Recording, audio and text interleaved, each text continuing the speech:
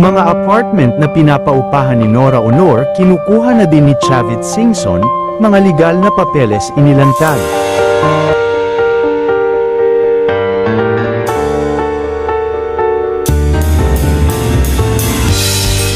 Hanggang sa ngayon nga ay pinag-uusapan pa din ang mga naiwanang ari-arian ng namayapang si Nora Honor, at may isang property din sa ngayon ang kinukuha na din ng negosyanteng si Chavit Singson, at ito nga ang napundar ni Nora na mga apartment na pinapaupahan nga sa ngayon ng nasabing superstar.